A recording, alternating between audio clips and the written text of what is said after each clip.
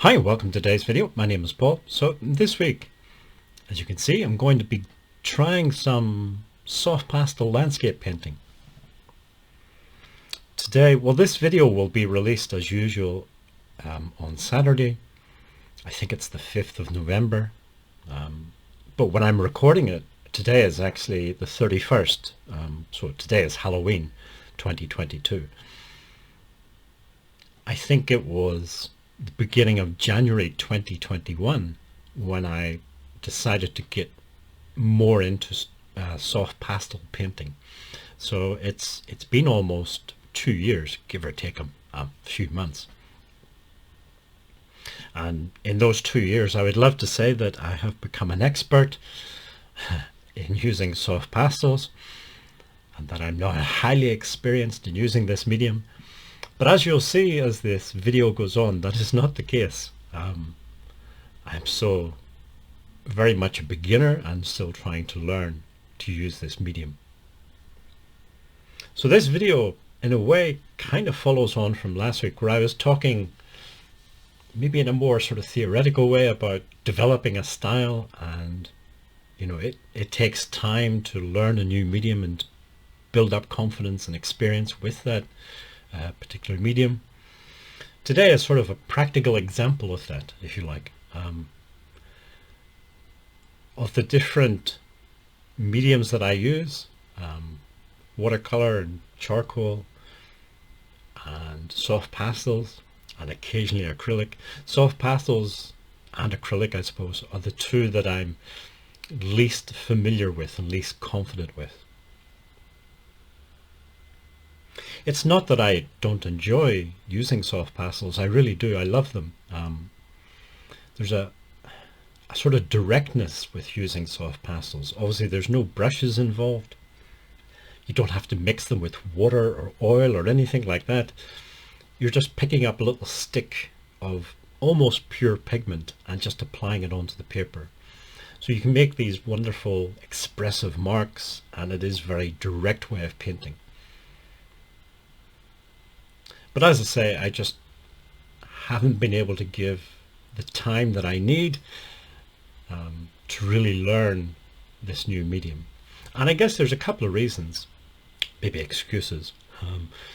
But the two reasons would be, first of all, over the last couple of years, I have been doing a lot of watercolor and a lot of charcoal drawing. So there's only so much time in the day, and I just haven't had the time to devote to this new medium. And it's the same problem with the acrylic. So therefore, I just haven't been able to build up experience and confidence in using them.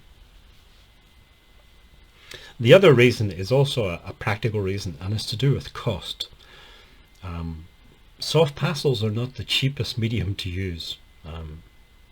And whereas, as I said, with charcoal you can use lots of different types of paper, and to some extent it works on a lot of different surfaces. I can't really say the same with soft pastels. So I don't know very much about soft pastels. I'm absolutely not an expert. I'm just a beginner with this medium.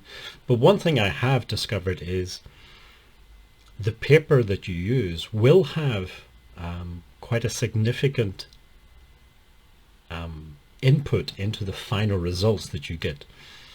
So for example, with this sort of style of painting that I do with the soft pastels, there's quite a bit of overlapping of colors and these sort of interlocking blocks of color. To do that, I need a paper that allows you to build up layers like that, and not all pastel papers do. So pastel papers come in two broad groups. There's the coated papers and the uncoated papers.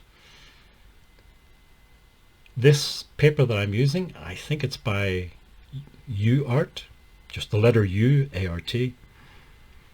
It is a coated paper. It's a sanded paper.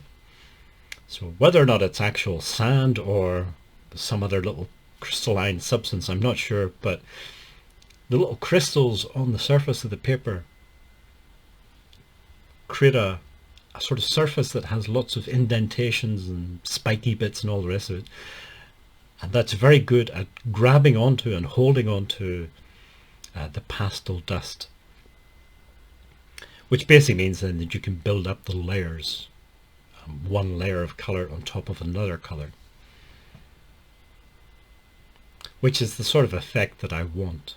And this paper is very good for doing that. The disadvantage is the cost. It is not cheap. It is quite an expensive paper. I think it's even more expensive than really good quality watercolor paper. So I'd say that's another reason, or possibly another excuse for not spending as much time as I need to really get the hang of this medium. The pastels that I'm using are mostly Sminka soft pastels.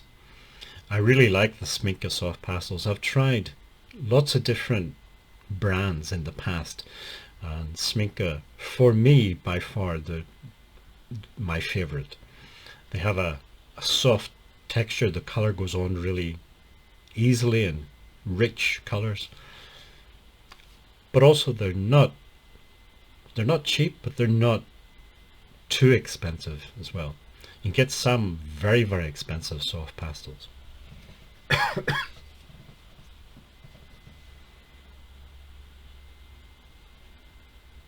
There are also a few Sennelier soft pastels in there as well.